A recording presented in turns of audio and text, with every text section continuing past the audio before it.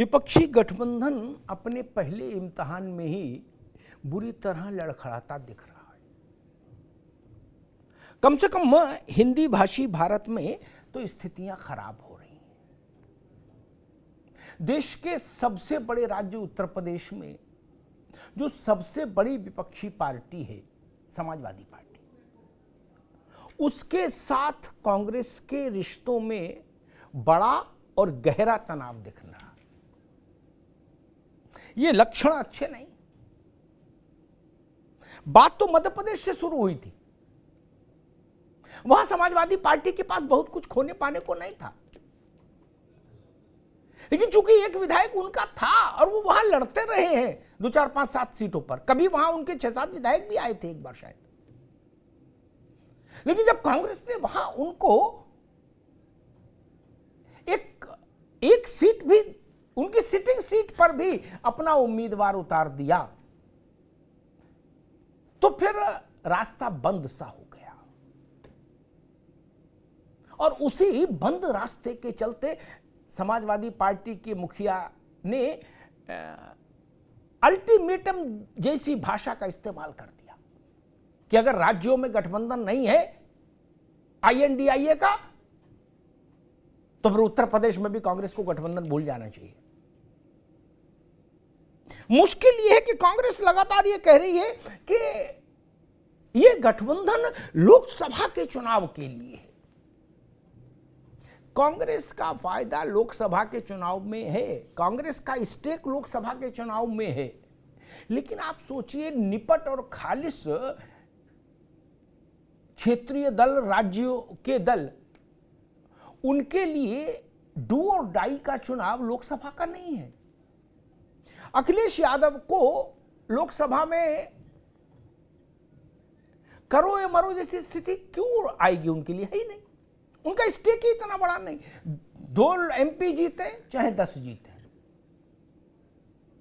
उतना बड़ा स्टेक नहीं ना। लेकिन हाँ, 2027 में जब उत्तर प्रदेश की सरकार के लिए वोट होगा तो उनका स्टेक बड़ा होगा। वो उनके लिए डू और डाई का चुनाव होगा, उनकी पार्टी के लिए करो या मरो। ये अंतर है। कोई भी क्षेत्रीय दल जब तक अपने राज्य में गठबंधन की स्थिति को साफ नहीं कर लेगा, पुख्ता नहीं कर लेगा, सारे संदेहों से परे नहीं चला जाएगा, तब तक वो लोकसभा के चुनाव में अपनी पूरी ऊर्जा क्यों झोंकेगा, अपने संसाधन क्यों झोंकेगा? एक बड़ी व्यवहारिक बात कहता हूं, राजनीतिक लोगों को समझ में आएगी। सामान्य लोग थोड़ा समझ सकते हैं कि उनको लग सकता है अटपटी बात है, लेकिन जो लोग चुनाव लड़ते हैं वो जानते हैं जो मैं कह रहा हूं। समाजवादी पार्टी अपने सारे संसाधन लोकसभा के चुनाव में क्यों झोंके? चुनाव कोई छोटी चीज नहीं ना, बड़े खर्चे का उपक्रम है चुनाव।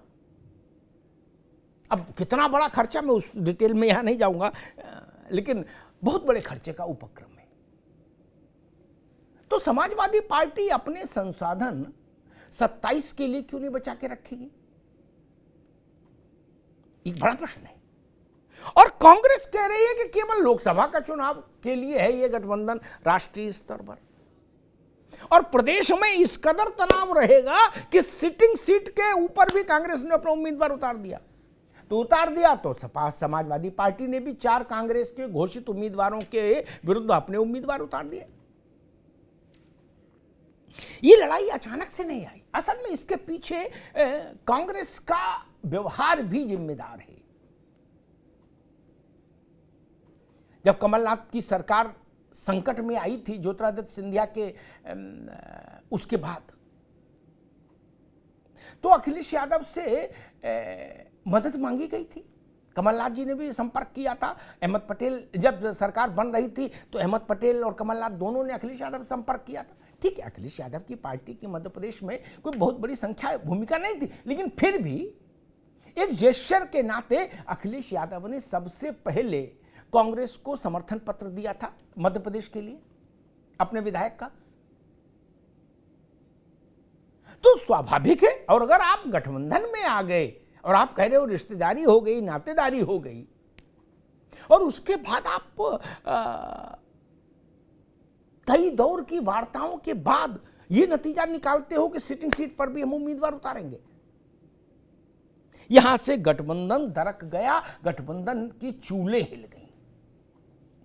मध्य प्रदेश तो सपा के लिए छोटा बैटल ग्राउंड है, उत्तर प्रदेश बड़ा बैटल ग्राउंड है।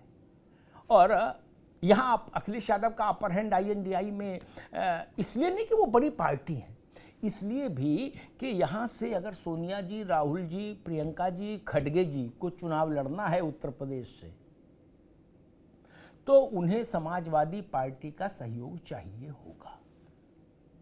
अब कांग्रेस उस स्थिति में नहीं कि सपा के बिना समर्थन के, सहयोग के चुनावी वैतरणी पार कर पाए, उसके बड़े नेता भी।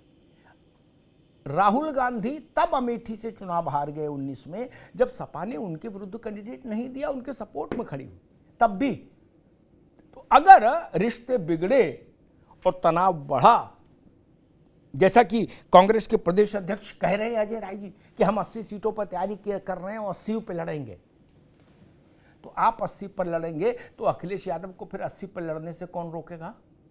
और जब दोनों 80 पर लड़ेंगे तो अखिलेश यादव की पार्टी का जो होगा सो होगा, लेकिन कांग्रेस के जो 4-5 बड़े नाम मैंने बताए, इनका चुनाव संकट में फंस जाएगा। सबसे बड़ी बात यह है, गठबंधन की तुरपाई उधड़ रही है, खुल रही है। और अभी तो इब्तिदाई इश्क था, अभी यह हाल हो गया। लोकसभा में सीटों का बंटवारा कैसे होगा चुनाव में? जब मध्य प्रदेश में समाजवादी पार्टी की विनिंग सीट पर कांग्रेस ने उम्मीदवार उतार दिया, तो मुझे तो यूपी में क्या सूरत बनेगी उसको चिंतन करके आश्चर्य हो रहा है कि फिर गठबंधन कहां रहेगा। और यूपी ही गांधी परिवार का आंगन है। फिर मेहमानों साहब का परिचय करा दें। आनंद दुबे जी हैं, भारतीय जनता पार्टी के प्रवक्ता, आनंद जी का स्वागत है। प्रोफेसर भुवन भास्कर जोशी हैं, समाजवादी पार्टी के प्रवक्ता, प्रोफेसर साहब का स्वागत है। रत्नाकर सिंह जी हैं, कांग्रेस के नेता, रत्नाकर जी का स्वागत है। अमिताभ तिवारी साहब हैं, चुनाव विश्लेषक, अमिताभ भाई का बहुत स्वागत। अमिताभ जी, आपसे बात शुरू करूंगा, फिर राजनीतिक मित्रों के पास जाऊंगा।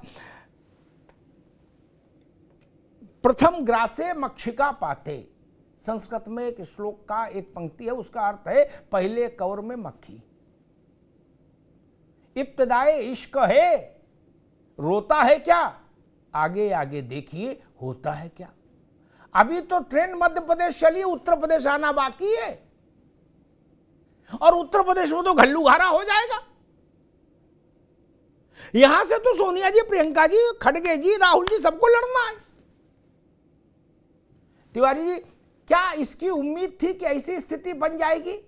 और वो भी तब जब समाजवादी पार्टी के का जो प्रथम परिवार है वो सीधे बातचीत में इन्वॉल्व रहा उस मध्य प्रदेश में। उम्मीद तो लेकिन अब वो कह रहे हैं तो कि भाई कमलनाथ तो कमलनाथ पार्टी से भी बड़े नेता हो गए, हमारी जीती हुई सीट पर भी आदमी उतार दिया जिसका समर्थन हमने उनको दिया था जब वो सरकार बना रहे थे। और सपा के लोग मुझे बता रहे थे कि यही कमलनाथ और उस वक्त स्वर्गीय, आज स्वर्गीय है अहमद पटेल, अहमद भाई, वो ये बोले इन लोगों ने अखिलेश यादव को 10 दफा संपर्क किया था चिट्ठी के लिए। अब बोले आज ऐसी व्यवहार। अमिताभ जी।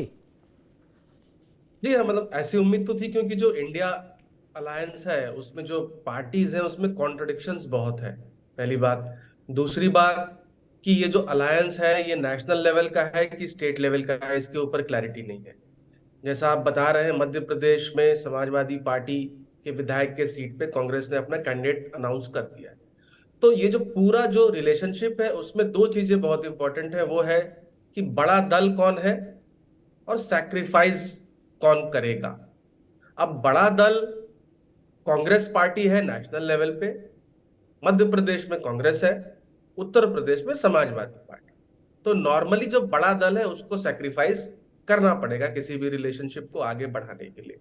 तो यहां पर कांग्रेस पार्टी अगर एक सीट छोड़ देती समाजवादी पार्टी के लिए, और समाजवादी पार्टी का ठीक ठाक रहा है कुछ क्षेत्र में, खास करके जो यूपी से सटा हुआ क्षेत्र है बुंदेलखंड, वहां पे 4-5 सीटों पे फर्स्ट और सेकंड पोजीशन पे रहती है, और क्लोज कॉन्टेस्ट है, तो उसमें कांग्रेस को भी फायदा होता है। ऐसा नहीं कि कांग्रेस को समाजवादी पार्टी को टिकट देने से फायदा नहीं है, क्योंकि ओपिनियन पोल्स जो है बहुत टाइट रेस बता रहे हैं। वोट शेयर के मामले में मध्य प्रदेश में 45%, 45%, 42%, 42% की रेस है। तो इसमें विन विन सिचुएशन दोनों ही पार्टीज का है। समाजवादी पार्टी अगर अलायंस में जुटती है तो एक दो सीटें जी जीत सकती है कांग्रेस जी के की सहायता से।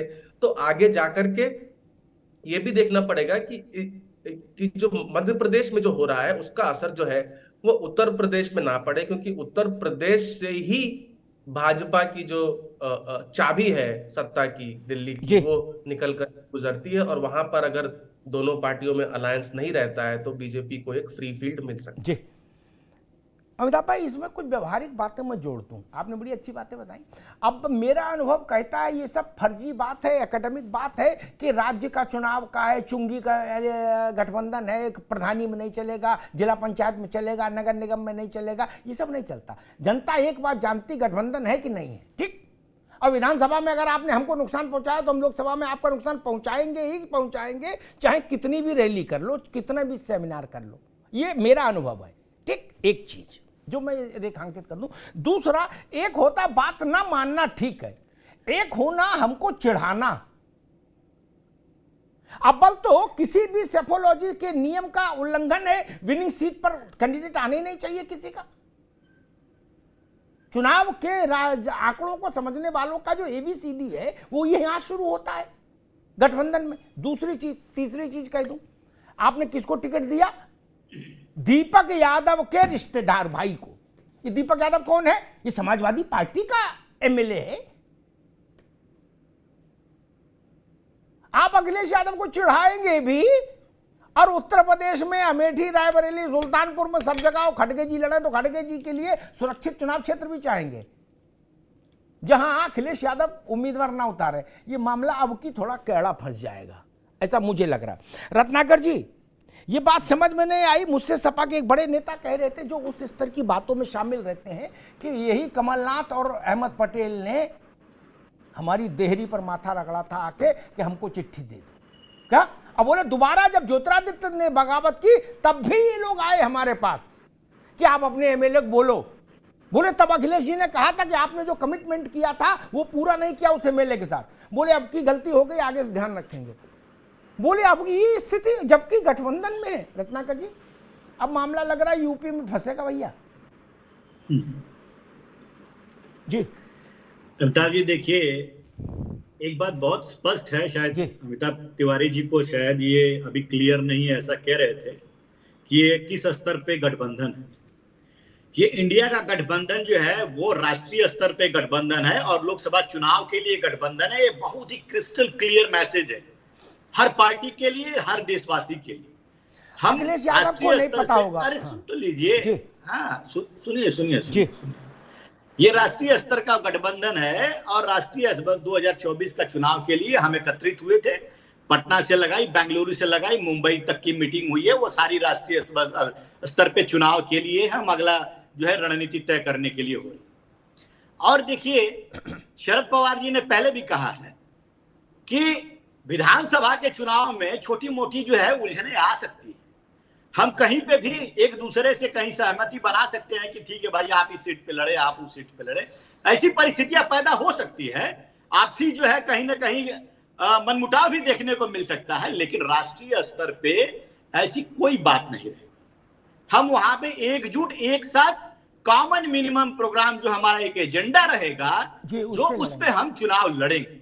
ठीक। अब आगे मैं आपको कहना चाहता हूं, आप कह रहे थे कि जनता जो है कैसे करेगी, आपको विधानसभा में आपको नहीं देगी, फिर लोकसभा में दूसरे को कैसे दे देगी, जनता तो है ऐसा।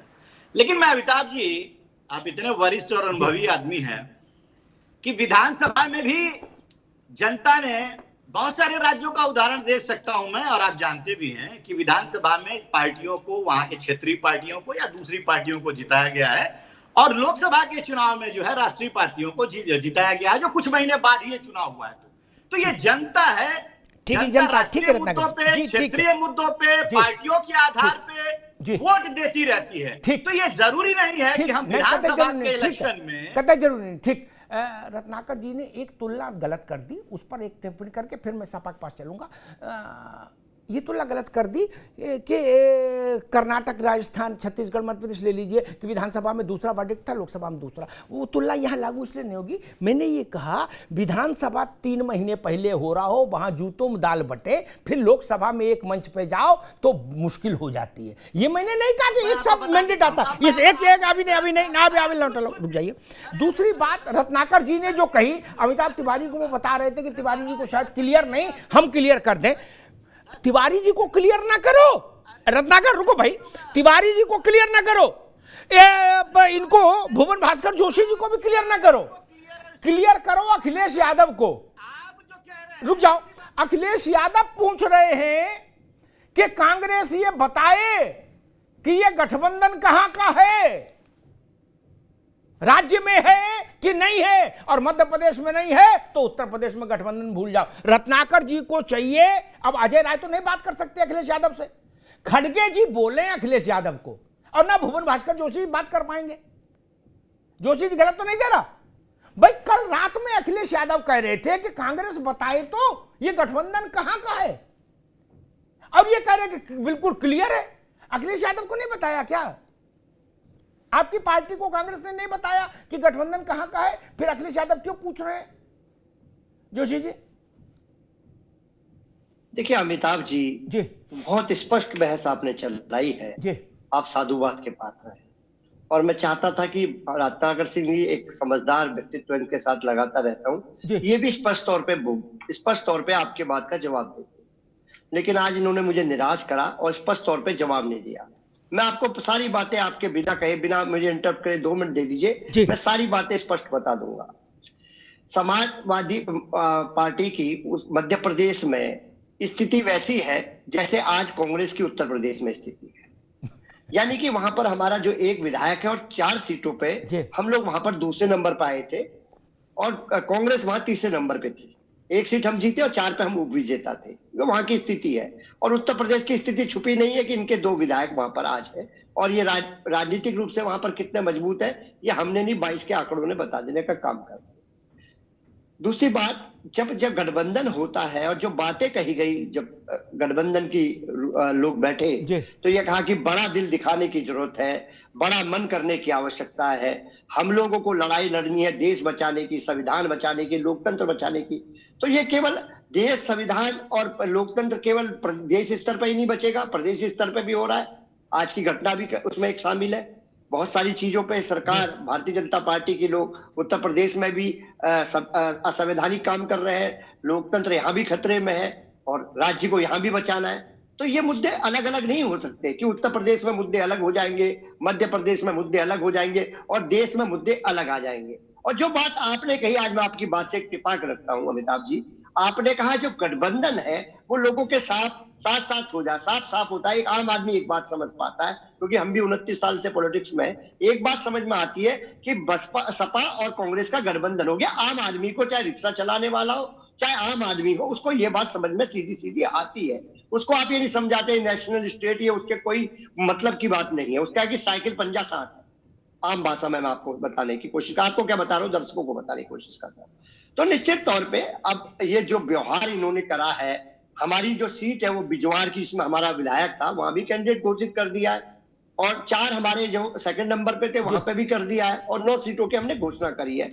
अभी 30 तारीख तक वेट एंड वॉच का हम लोग देख रहे हैं कि क्या स्थिति बनती है, लेकिन निश्चित तौर पे ये एक सुखद शुरुआत नहीं कहला सकती। मैं बिल्कुल स्पष्ट आज बात करने के मूड में हूं। ठीक है जोशी साहब, मैं भाजपा के पास चलूं। मैं वही शुरू में मैंने कहा कि इब्तिदाए इश्क है, रोता है क्या, आगे आगे देखिए होता है क्या।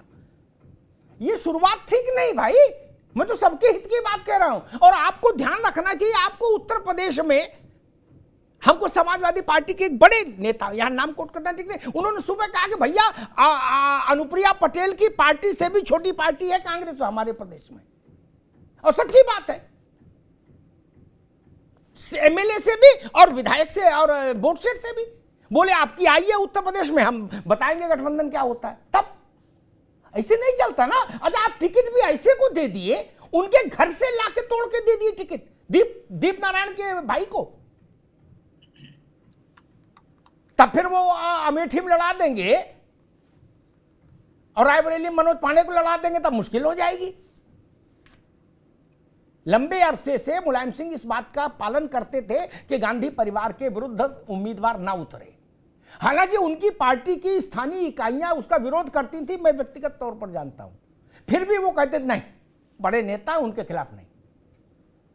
ये मर्यादा टूटी तो भैंस पानी में चली जाएगी, खतरा बड़ा है। आनंद दुबे जी, आपके लिए तो हर तरफ से लड्डू वाली स्थिति बन जाती है। ऐसा ग्रह नक्षत्र आपके बैठे हैं भाजपा के कि कुछ करें तो भी लड्डू, ना करें तो और डबल लड्डू। अब ये बैठे ठाले बवाल हो गया। मेरी चर्चा मध्य प्रदेश की है ही नहीं। मेरी चर्चा है कि देश 80 सीट वाला मामला है भाई उत्तर प्रदेश में, और कल उत्तर प्रदेश में भी चुनाव है। भाजपा अलग अलग नहीं कि मध्य प्रदेश में दूसरी भाजपा लड़ेगी, उत्तर प्रदेश में दूसरी लड़ेगी, ऐसा तो है नहीं। भाजपा तो एक ही है, उसका निशान एक, उसका नेता एक। अलग कैसे हो जाएगा? आनंद जी, देखिए अमिताभ जी, हम तो पहले दिन से कह रहे हैं, जब इन्होंने कहा कि हम साथ साथ हैं, तो हमने पहले ही कहा कि देखिए ये अभी कह रहे हैं कि हम साथ साथ हैं, कुछ दिन चलने दीजिए, चुनाव आते आते ये कहेंगे हम 7-8 हैं। पहले कहेंगे हम साथ साथ हैं, फिर कहेंगे हम 7-8 हैं, और उसकी शुरुआत हो गई है। लोकतंत्र बचाने के लिए जो लंबी लंबी लाठियां निकली थी, वो अब एक दूसरे के सर पे गिरना शुरू हो चुकी हैं। और आपने सही कहा कि जब रात है इतनी मत वाली, तब सुबह का आलम क्या होगा। जब इतनी खूबसूरत रात है तो सुबह का आलम आप देखिए अमिताभ जी, हम पहले दिन से कह रहे हैं कि ये पूरी तरह से भ्रमित लोग हैं, शंकालु लोग हैं, एक दूसरे पर संदेह करने वाले लोग हैं, और सिर्फ अपना कुनबा बचाने के लिए, अपना भ्रष्टाचार छिपाने के लिए ये इस तरह का गठबंधन बनाने की कोशिश कर रहे हैं। और ये वो लोग हैं जो थके थकाए, दगे दगाए, भगे भगाए, लुटे लुटाए, पिटे पिटाए लोग, जिनको जनता कई बार रिजेक्ट कर चुकी है। उत्तर प्रदेश में तो आपने देखा 2014 के बाद से लगातार जो है इनका रिजेक्शन चालू है सारी पार्टियों का। तो इन्होंने जनता को गुमराह करने का एक नया ये तरीका खोजा, लेकिन धीरे धीरे इनके अंतर कलह जो है खुल के खुद सामने आ रहा है। मध्य प्रदेश में आपने देख ही लिया, और आपको मालूम है कि वहां एक इंडी गठबंधन की जो है एक रैली होने वाली थी, वो भी कैंसिल हो गई है। आपको मालूम ही है कि वो क्यों कैंसिल हुई है। तो इंडी गठबंधन के 2 प्रवक्ता यहाँ बैठे हुए हैं अलग अलग पार्टियों के, ये बता पाएंगे कि क्यों कैंसिल हो गई। और अब तक लगभग हर दल ने अपने अपने दल के नेता को प्रधानमंत्री भी बना दिया है। सारे दलों ने क्लियर कर दिया कि भाई ये हमारा प्रधानमंत्री है। और सबसे बड़ी बात है कि शशि थरूर जी ने भी कल कह दिया है कि वो तो राहुल कांग्रेस मतलब गांधी फैमिली ही है, और अगर होता है तो फिर राहुल जी पीएम बनेंगे। तो कल क्लियर भी हो गया। तो सबसे बड़ी बात यह है कि अब तो सब कुछ सतह पे आ चुका है, और जनता भी ये सारी चीजें देख रही है कि इनकी जो हकीकत है वो क्या है। दरअसल ये गठबंधन नहीं है, ये पूरी तरह से लठबंधन है, और जो लाठियां एक दूसरे के ऊपर अब गिर रही हैं। ठीक है आनंद जी। अमिताभ तिवारी जी, कांग्रेस ने कहा कि बिल्कुल क्रिस्टल क्लियर है, ये लोकसभा का गठबंधन है, इसका विधानसभा, जिला पंचायत, फलान ढिकान, किसी चुनाव से, देश के किसी और चुनाव से कोई लेने देना नहीं। ठीक, वहां सबको छूट है एक दूसरे के खिलाफ कुर्ता फाड़ होली खेलने की। जब ये बात इतनी क्रिस्टल क्लियर है कांग्रेस के शब्दों में, आनंद भाई आ रहे हैं आपको? अमिताभ जी, जी 10 सेकंड जी। अच्छा, एक चीज और है कि ये रत्नाकर जी ने कहा कि भाई ये पहले दिन से क्लियर है कि ये लोकसभा के लिए है। तो ऐसा कह के क्या वो अखिलेश यादव जी की समझ पे सवाल उठा रहे हैं? अखिलेश यादव जी को ये नहीं समझा? वही मैंने कहा। ठीक है आनंद जी। अमिताभ तिवारी जी, फिर कल शाम को, यानी अभी से करीब 20 घंटे पहले, 18 घंटे पहले, अखिलेश यादव अवेयर राजनेता है, देश दुनिया से संपर्क में रहते हैं, बड़े नेता हैं, पॉलिटिकल फैमिली के व्यक्ति हैं, ऐसा भी नहीं। उन्होंने ये सवाल क्यों पूछा पब्लिकली कि कांग्रेस ये तो बताए गठबंधन है कहां का? तिवारी जी, और कांग्रेस करे ये तो हम पोस्टर छपवा चुके बचपन में।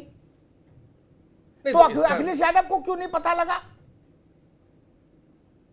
तो इसका मतलब ये क्लियर है कि मिसकम्युनिकेशन है और क्लैरिटी नहीं है। जब अरविंद केजरीवाल जी छत्तीसगढ़ में जाकर के बाघेल सरकार की आलोचना जब उन्होंने करी थी तो कांग्रेस में हड़कंप मचा था। पवन खेड़ा का ट्वीट था कि अलायंस धर्म का पालन नहीं हो रहा है। तो थोड़े बहुत कंफ्यूजन तो है ही। और जैसा आपने कहा पब्लिक के दिमाग में, क्योंकि ये चुनाव जो है 3 महीने पहले ही है लोकसभा चुनाव के, इसलिए भी अगर यहां पर अलायंस में दरार दिखती है तो उसका जो इम्पैक्ट है वोटर के माइंड में लोकसभा चुनाव से पहले जरूर होता है कि भाई जब इंडिया ब्लॉक 4-5 राज्यों में एक अच्छी तरीके से यूनाइटेड फ्रंट पेश नहीं कर सकता है तो 2024 के चुनाव में कैसे पेश करेगा? नंबर 1। नंबर 2, इसका असर 80 सीटों के बंटवारे पर होगा। अब 80 सीटों का फॉर्मूला क्या होगा? अगर समाजवादी पार्टी कह देती है कि 2022 का चुनाव फॉर्मूला है तो कांग्रेस को 1 सीट मिलेगी क्योंकि 2 सीटों पे जीत है और 4 सीटों पे सेकंड रही है।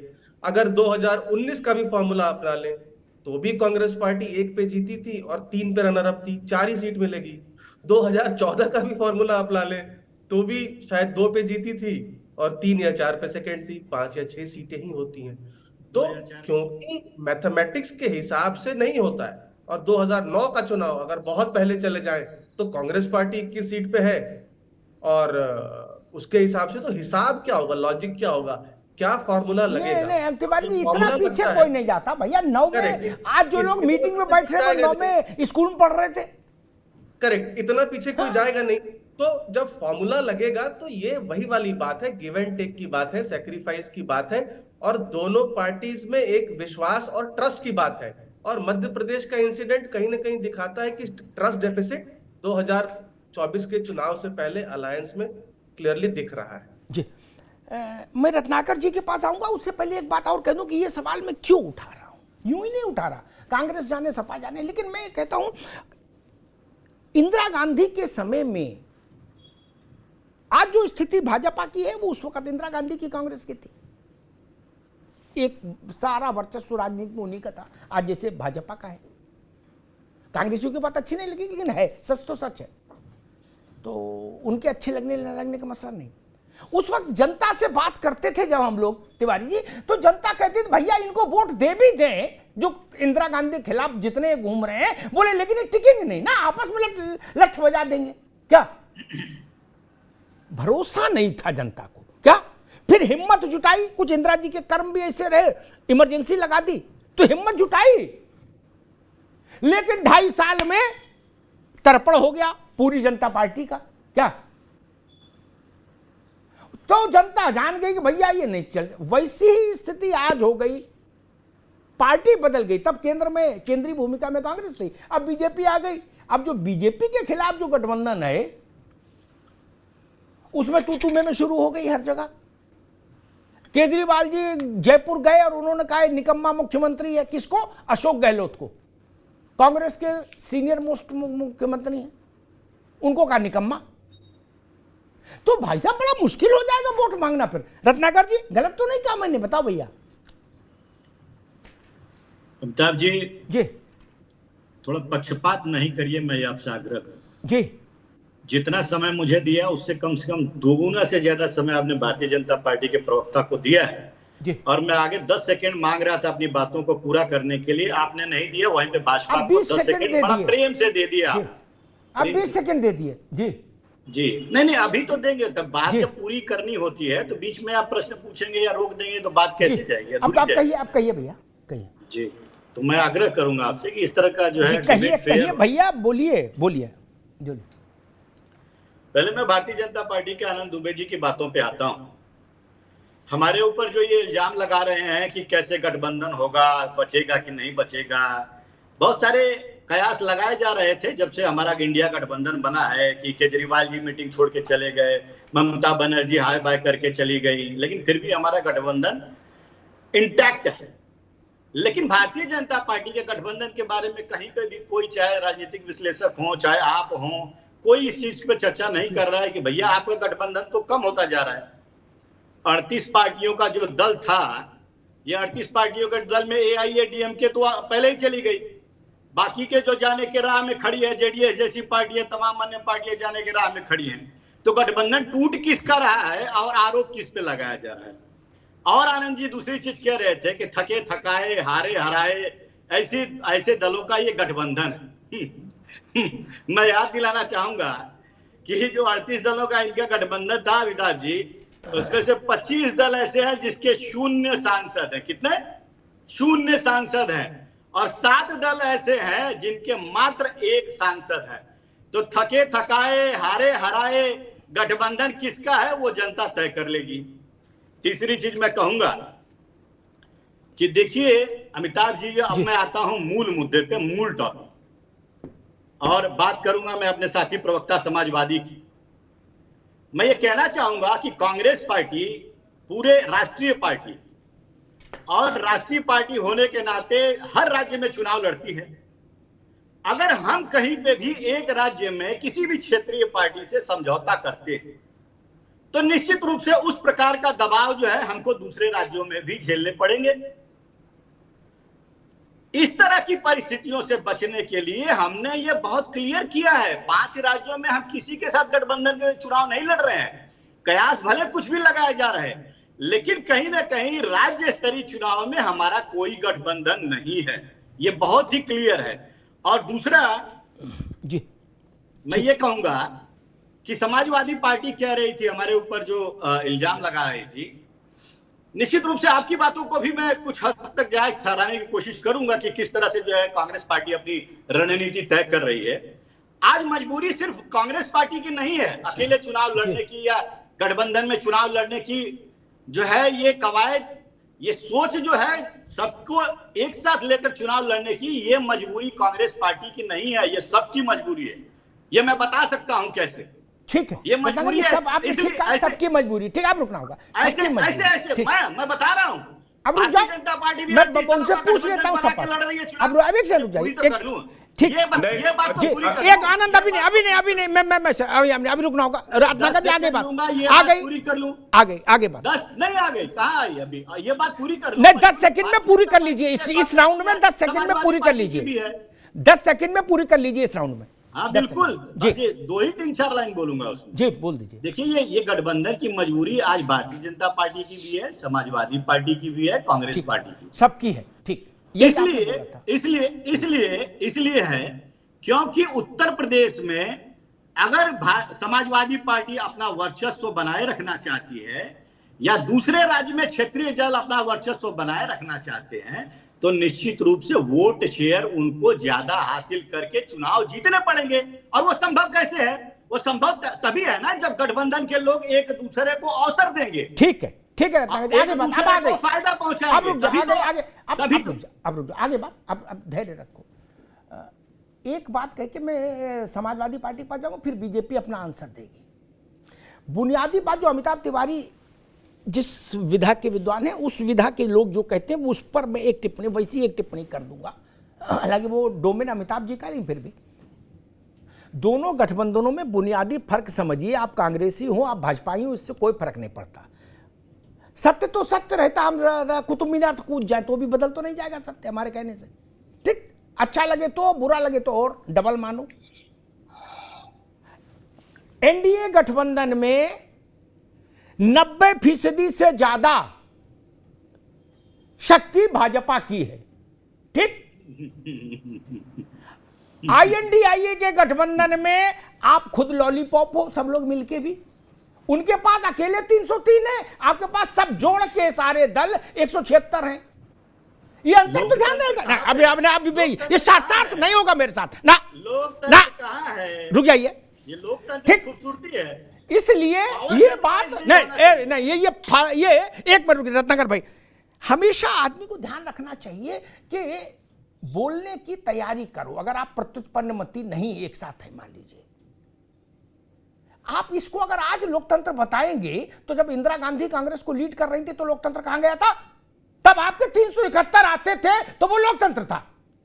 आज मोदी के 303 आए तो बोले ये लोकतंत्र नहीं है, ये तो लोकतंत्र की खराबी है, गजब कर रहे हो। जवाहरलाल नेहरू के समय में कांग्रेस को आए, और जब राजीव गांधी इंदिरा जी की शहादत पर चुनाव जीत कर आए थे 400 से प्लस, तो लोकतंत्र नहीं था।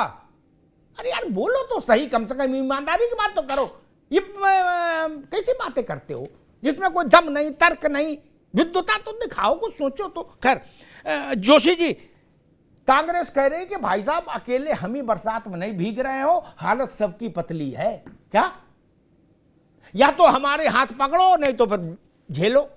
मूल बात जो मैं समझ पाया वो ये है, वो कांग्रेस के रत्नाकर भाई ने कहा कि जरूरत सबकी है भाई साहब।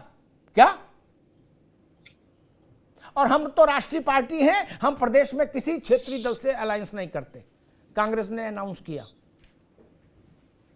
और हमसे सपा के लोग कह रहे कि ये समाजवादी पार्टी का चिट्ठी लेने आए थे कमलनाथ जी मध्य प्रदेश के लिए, उत्तर प्रदेश के लिए नहीं, मध्य प्रदेश के लिए, और अहमद पटेल भी थे साथ में। अब कांग्रेस कह रही है कि नो, क्षेत्रीय दल की कोई एंट्री नहीं मेरे यहां राज्य में, केवल दिल्ली में मिल सकते हैं क्षेत्रीय दल वाले आके।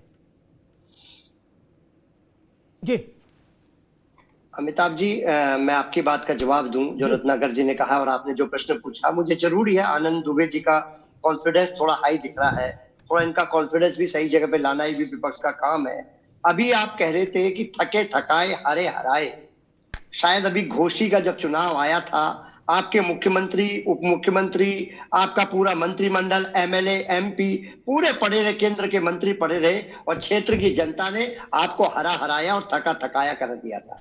और रही बात भ्रष्टाचार की, भ्रष्टाचार को तो आपको ए बोलने का भी अधिकार नहीं है। शुभेंदु अधिकारी, नारायण राणे, अजीत पवार, छगन भुजबल, अभी नहीं है, अभी तो अलायंस की बात चल रही है। आज आप कहां पुराना आजम खान को आज ही सजा हुई है भाई।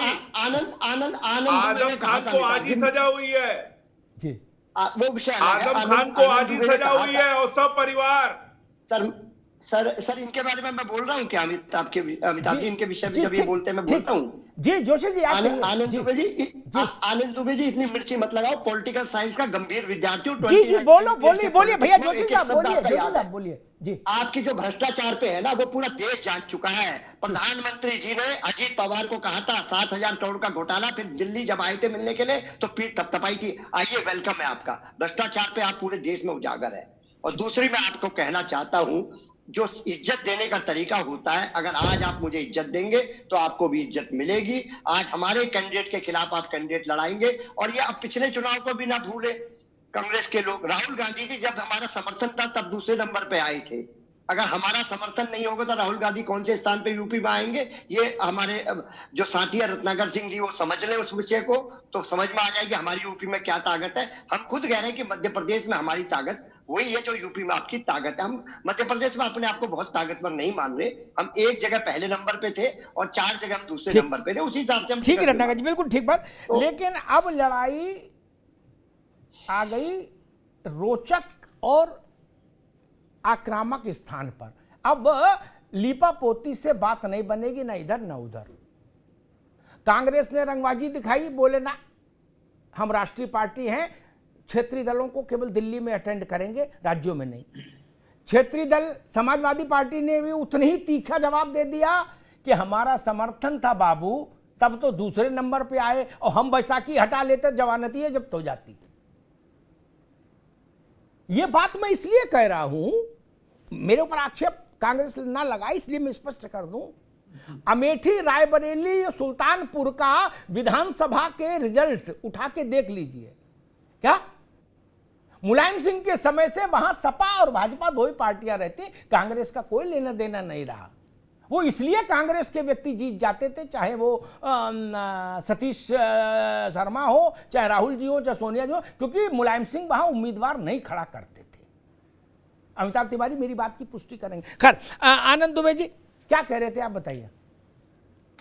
नहीं, मैंने वही कहा कि वो रत्नाकर जी ये नहीं बता पाए कि मतलब अखिलेश यादव जी को ये वाकई क्या नहीं समझा पाए थे, या मतलब इन्होंने जब क्लियर कर दिया था तब अखिलेश जी क्यों इतना जिद पकड़े हुए हैं कि नहीं जी हमें मध्य प्रदेश में दे दो, हमें दे ही दो सीट। काहे इतना जिद कर रहे हैं अखिलेश यादव जी? ये तो भुवन जी से भी पूछना चाहिए कि भाई जब कांग्रेस ने कह दिया कि आपको हम नहीं देंगे राज्यों में, तब भी अखिलेश जी जिद पकड़े हुए, नहीं हमको दे दो, नहीं हमको दे दो। एक विषय है, तो इस पे जवाब अभी क्लियर नहीं हुआ।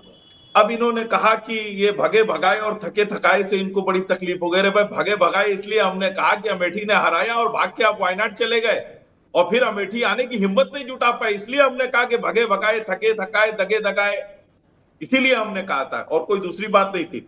और इन्होंने घोसी की बात की कि हम घोसी जीत गए। चलिए, हम मानते हैं हम घोसी हार गए, लेकिन घोसी से पहले उत्तर प्रदेश में कितनी जगह आपकी जमानत तक घुस गई और वो आपको याद नहीं है। 2014 से लेके 2022 तक लगातार हर चुनाव में आपकी बैंड बज रही है, वो आपको याद नहीं है। फिर वो जनता का फैसला नहीं होता है, वो लोकतंत्र का फैसला नहीं होता है, लेकिन घोसी जो है वो लोकतंत्र का फैसला है, वो जनता का फैसला है, बाकी फैसले जनता के फैसले नहीं है।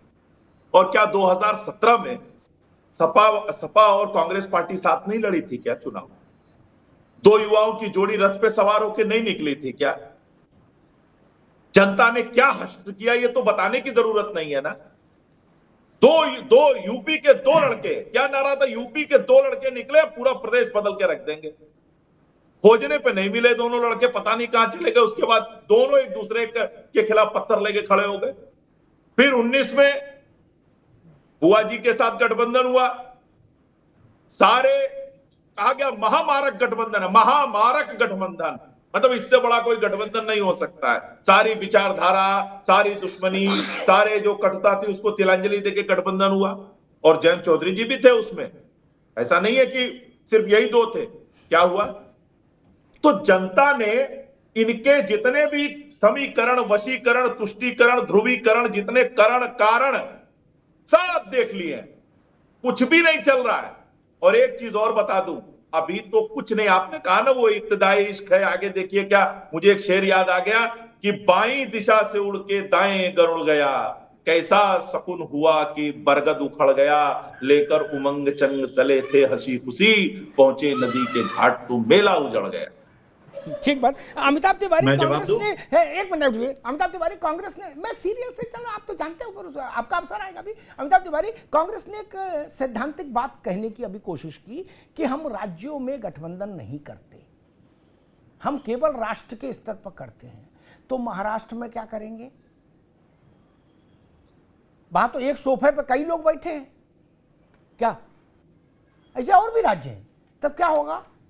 अगर कांग्रेस ने एकदम मन मिजाज ऐसा कर लिया कि ओनली नेशनल, नो रीजनल, ऐसा अंतर तो चैनल वाले भी नहीं करते रीजनल और नेशनल में, जैसा कांग्रेस कर रही है।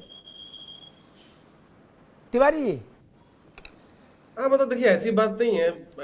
कांग्रेस खुद बिहार, झारखंड में अलायंस, झारखंड, बिहार, महाराष्ट्र, बिहार, तमिलनाडु, जी हाँ, तो बहुत सारे राज्य हैं जहां पर जूनियर पार्टनर है अलायंस में। और यूपी में खुद ही अलायंस कर चुकी है एक बार समाजवादी पार्टी के साथ। तो ऐसा नहीं है कि रीजनल लेवल पे अलायंसेस नहीं है। हाँ, इन 5 राज्यों में हो सकता है कांग्रेस को ये लगता है कि इन 5 राज्यों में स्थिति सर्वेस के अनुसार ठीक ठाक है, तो हमें किसी क्षेत्रीय दल की जरूरत नहीं है। हालांकि जैसे मैंने पहले कहा, मध्य प्रदेश में काफी कांटे की टक्कर है, और कहीं ऐसा ना हो जाए कि फिर से कमलनाथ को चिट्ठी लेने के लिए समाजवादी पार्टी के पास दौड़ना पड़े, क्योंकि सीट बाय सीट बहुत कांटे की टक्कर कांग्रेस मध्य प्रदेश में चल रही है। अब बात वही हो जाती है कि बड़ा दल कौन है, तो बड़ा दल राष्ट्रीय स्तर पर कांग्रेस है। कांग्रेस को अगर इस अलायंस को आगे चलाना है तो अकोमोडेटिव स्टैंस दिखाना पड़ेगा, एक बिग ब्रदर एटीट्यूड दिखाना पड़ेगा, सबको साथ लेके चलना पड़ेगा।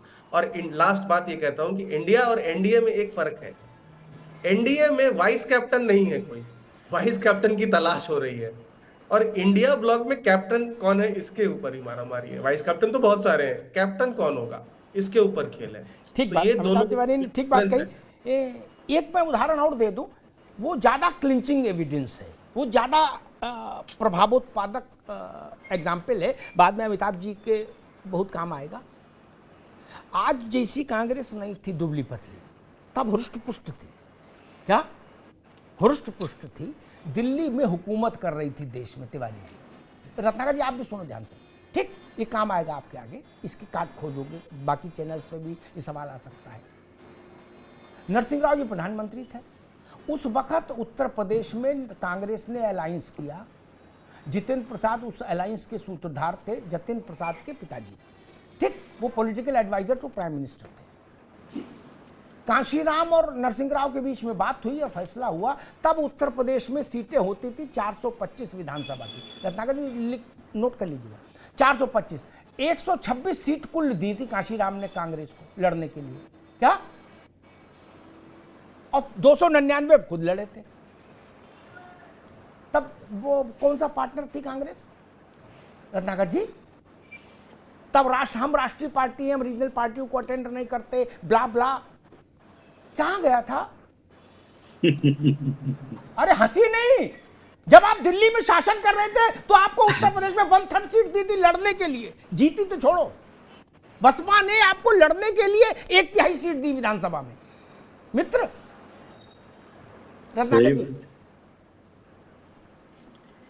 देखिए अमिताभ जी, थोड़ा समय दीजिएगा, मैं अपनी बातों को रख लूंगा, मैं शिकायत का मौका मत दीजिएगा। देखिए अमिताभ जी, उत्तर प्रदेश में हमारी स्थिति जो आज है वैसी स्थिति पिछले 30 सालों से, लेकिन उसके बावजूद भी कांग्रेस पार्टी ने 10 साल तक केंद्र में अपना शासन सत्ता बनाया और चलाया भी। सारा दामोदार ला करके उत्तर प्रदेश में ठोक देना कि आप अगर उत्तर प्रदेश में नहीं जीतेंगे तो आप केंद्र में नहीं आएंगे। अभी हमारे मित्र भाई हमको डर दिखा रहे थे रायबरेली, अमेठी का। अरे भाई साहब, दक्षिण भारत में के जरा आप लोग अपना स्थिति देख लीजिए। राज्य की बात नहीं कर रहा हूं, दक्षिण भारत की बात कर रहा हूं, जो इस बार आप शून्य होने वाले हैं, पूरी तरह से शून्य। और मैं कहना चाहूंगा, अभी कुछ दिन पहले उपचुनाव हुआ था 7 सीटों में। अब इंडिया गठबंधन का पावर देखिए कि 7 सीटों में 4 सीट जो है इंडिया गठबंधन ने आपसी सहमति, मैं ये नहीं कहूंगा हमने कोई गठबंधन किया है, हमने एक सहमति बनाई, आपसी सहमति से हम लोगों ने चुनाव लड़ा वहां पे और 4 सीटें हम लोग जीत गए। तो गठबंधन का पावर जो है ना 2024 में आपको देखने को मिलेगा, आप घबराइएगा नहीं। और दूसरी चीज मैं ये कह रहा हूं कि जो आप कह रहे थे कि हम महाराष्ट्र में कैसे गठबंधन करेंगे, कैसे लड़ाई लड़ेंगे, देखिए एक चीज बहुत क्लियर करना चाहता हूं अमिताभ जी कि इंडिया गठबंधन के बाद हम लोगों ने जब से इंडिया गठबंधन बना है उसके बाद हम लोगों ने राज्यों में इंडिया गठबंधन के नाम पे कहीं चुनाव नहीं लड़ा है। और रही बात महाराष्ट्र की, तो महाराष्ट्र में महाविकास आघाड़ी गठबंधन बना और वो बना चुनाव के बाद, नतीजों के बाद, और उसके बाद हमारी सरकार बनी। तो निश्चित रूप से हम राज्यों में आपसी सहमति में सीटों के कहीं भी समझौता कर सकते हैं। भाई ये राजनीति है, ठीक है, हासिल करना है, मैं दोनों कर सकते हैं, लेकिन फिलहाल हमारा 5 राज्यों में आने वाले कोई समझौता नहीं। बड़ी अच्छी बात। जोशी जी, कांग्रेस को आपने सुन ही लिया, वो करे हमें यूपी की डर ना दिखाओ, क्या हम बिना यूपी के भी, हालांकि कांग्रेस आजकल अर्ध सत्य बोलती है, आधा छुपा जाती है। रत्नाकर भाई योग्य है, ऐसा नहीं कि जानते नहीं होंगे, स्मरण में होगा, लेकिन प्रवक्ता है। मैं उस बात को खोल के आपके पास आता हूं ताकि मेरी बहस में तथ्य पवित्र रहने चाहिए। तथ्य इंडिया एनडीए में नहीं बढ़ सकते। तथ्य यह है कि 10 साल जब कांग्रेस, चूंकि उत्तर प्रदेश का निवासी मैं भी हूं, इसलिए ये बात मुझे थोड़ी खराब लगी कि उत्तर प्रदेश को ठेंगे पर रख के भी हमने 10 साल शासन किया। बिल्कुल, एक मिनट उत्तर दे दूं जोशी जी, अमिताभ भाई, ये इसलिए दे रहा हूं कि गूगल वाला ने, मैंने मुलायम सिंह यादव से खुद पूछा था कि आप काहे को चिट्ठी दिए हुए हो, विड्रॉ करो, तो उनने क्या कहा वो फिर कभी बताऊंगा। 10 साल कांग्रेस ने सिर्फ इसलिए शासन किया कि उत्तर प्रदेश की दोनों पार्टियों ने उसके समर्थन की चिट्ठी राष्ट्रपति को दी थी, बहुजन समाज पार्टी और समाजवादी पार्टी ने, इसलिए शासन किया। कांग्रेस को गलतफहमी कैसे हो गई कि वो उत्तर प्रदेश को माइनस करके देश चला ली? अरे कौन माइका लाल है जो उत्तर प्रदेश को माइनस करके देश चला लेगा? ये गलतफहमी ठीक नहीं। इसी गलतफहमी ने राहुल गांधी को वायनाड भिजवा दिया उत्तर प्रदेश से, इसी गलतफहमी ने। जहां से जवाहरलाल नेहरू की राजनीति शुरू हुई हो, उस प्रदेश से राहुल गांधी चुनाव हार गए। और आप कह रहे हम दक्षिण देखो उत्तर प्रदेश में क्या रखा, ये भाव ठीक नहीं मित्र। 80 सीटें आपके मस्तक पर लिखा, राजयोग मेट दे सकती हैं और किसी के मस्तक पर राजयोग लिख सकती है। ध्यान के अमिताभ तिवारी, 30 सेकेंड ओनली, फिर मैं जोशी जी के पास जाऊंगा, आनंद बिल्कुल जी। और ये 1-2 सीटें नहीं जी, 50-60 सीटों का समर्थन था सपा और बसपा का। मैं वही कह रहा हूं, इसलिए बहुत बड़ा समर्थन।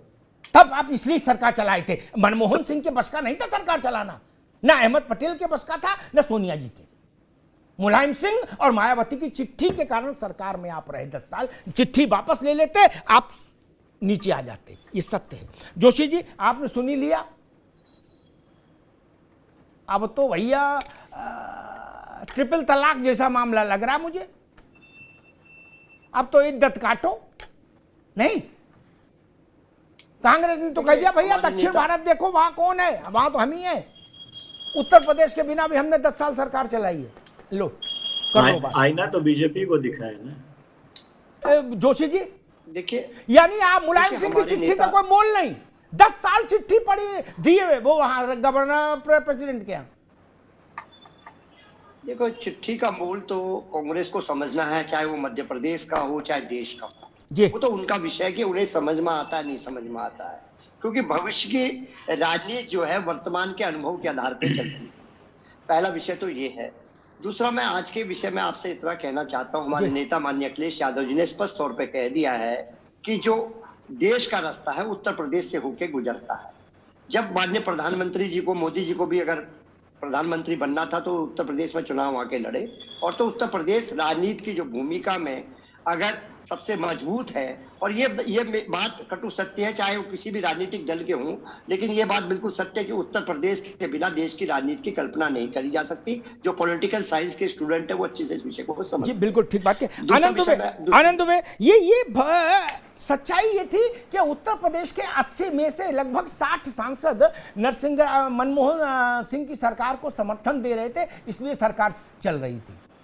उत्तर प्रदेश को माइनस करके तो सरकार नहीं चल सकती ना। नहीं, देखिए ये जो रत्नाकर जी ने कहा है, रत्नाकर जी ने कहा है जी, अरे सुन लीजिए भाई, रत्नाकर जी ने जो कहा है ये फैक्चुअली गलत है।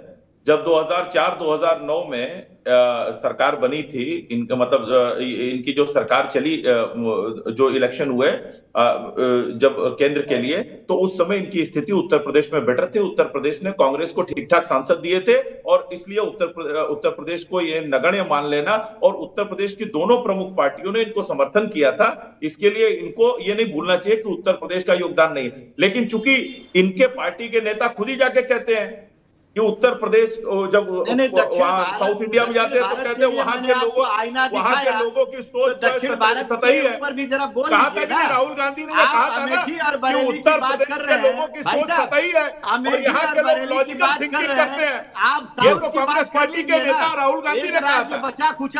राहुल गांधी ने कहा था आपको 2024 में समझ में आ जाएगा, 2024 में आपको कर्नाटक में भी समझ में आएगा। जनता बोरिया विस्तार मानने को तैयार है, और आप तो उत्तर प्रदेश का अपमान कर रहे हैं। कोशिश करेंगे क्या बात कर रहे हैं भाई साहब? अरे दक्षिण में भी तय है, उत्तर में भी तय है, पूर्व में भी तय है, पश्चिम में भी तय है। हर जगह कांग्रेस का बोरिया शून्य है। भारतीय जनता पार्टी अरे शर्म तो आपको आनी चाहिए। जिस उत्तर प्रदेश में शून्य सीटें पाते हैं वहां पे, और इस बार तो रही सही कलर भी चली गई, कर्नाटक में शून्य होने वाला है। सबसे शर्म आपको आनी चाहिए। आपके नेता दक्षिण में जाकर उत्तर प्रदेश का अपमान करते हैं। आप टीवी पे बैठ के उत्तर प्रदेश का अपमान कर रहे हैं। आप कह रहे हैं कि उत्तर प्रदेश का कोई मतलब नहीं है। उत्तर प्रदेश में सीट आए चाहे ना आए, हम सरकार बना लेंगे क्या?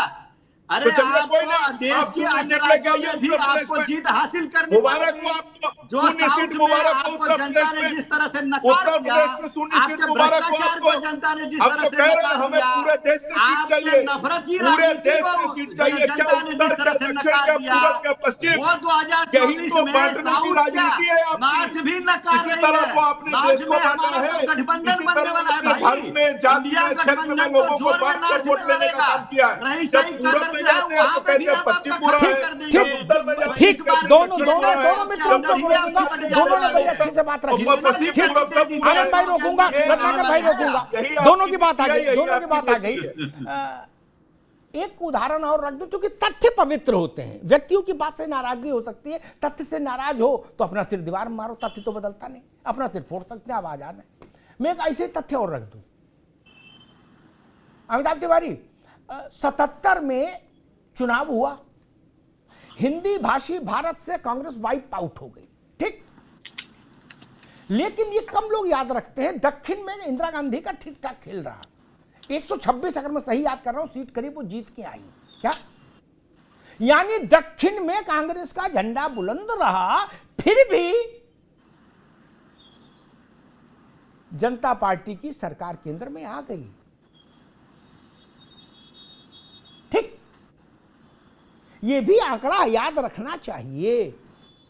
कांग्रेस दक्षिण पर बहुत डिपेंड कर रही है, अच्छी बात है, करना चाहिए, सारा हिस्सा भारत का ही है।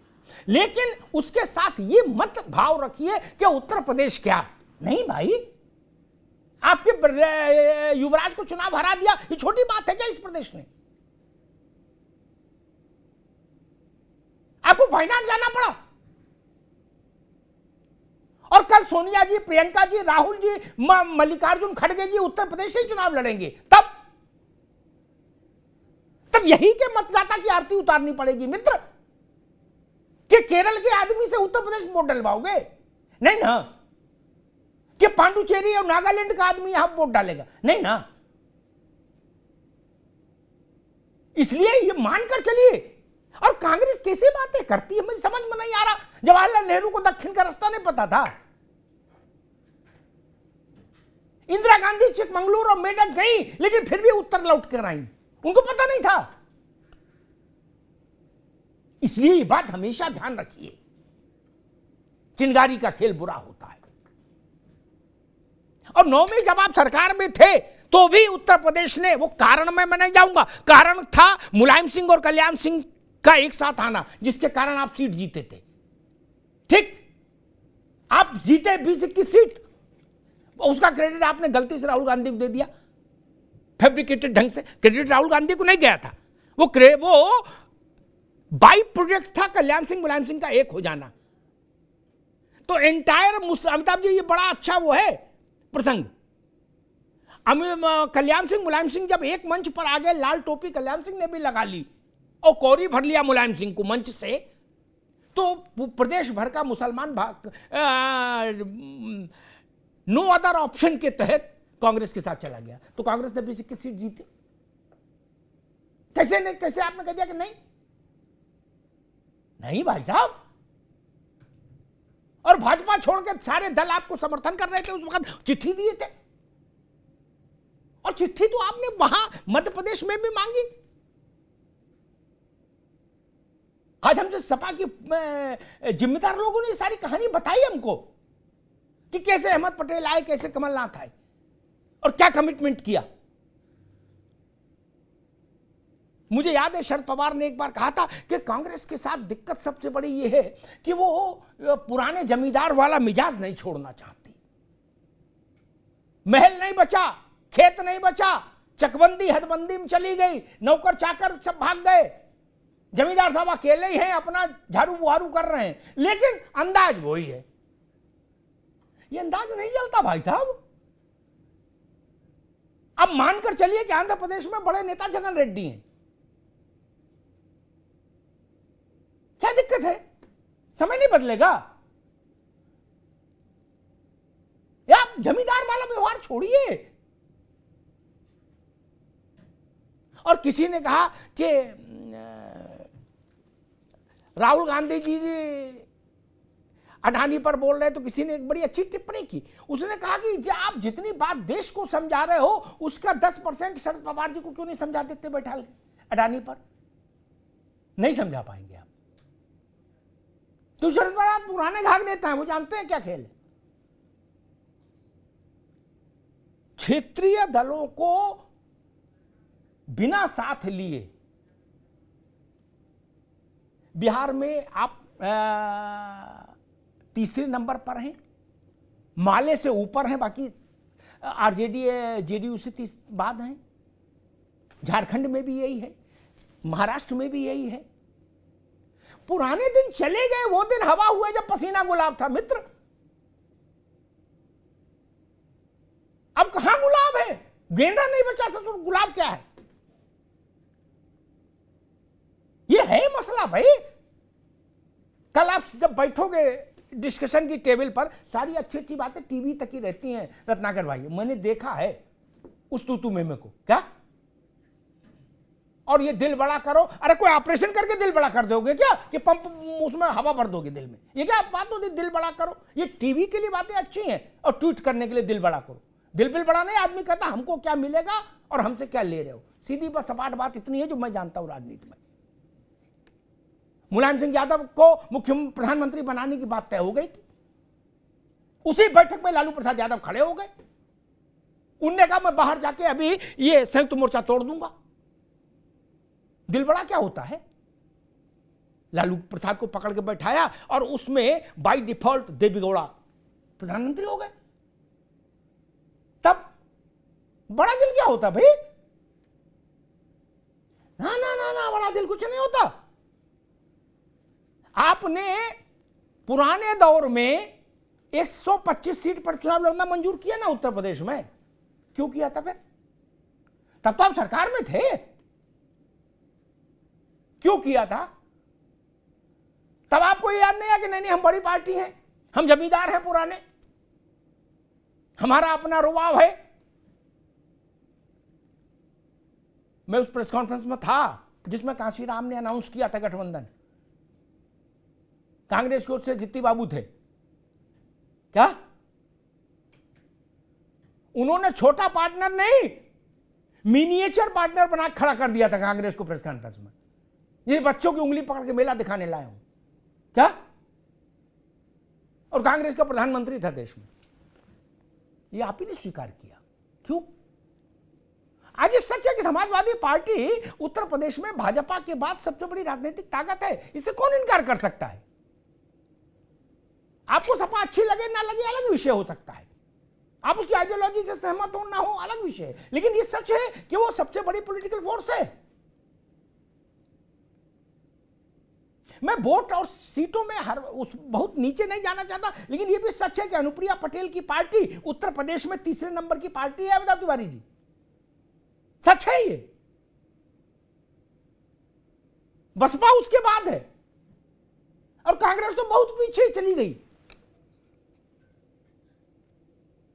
तब अगर यही बातें ये उठा देंगे समाजवादी वाले कि भाई आप किस आधार पर मांग रहे हो सीट उत्तर प्रदेश में, तब आप सब कह रहे हो बड़ा दिल करेंगे, लेकिन साथ में ये भी बोल रहे हैं आपके अध्यक्ष जी कि 80 सीटों पर चुनाव लड़ेंगे।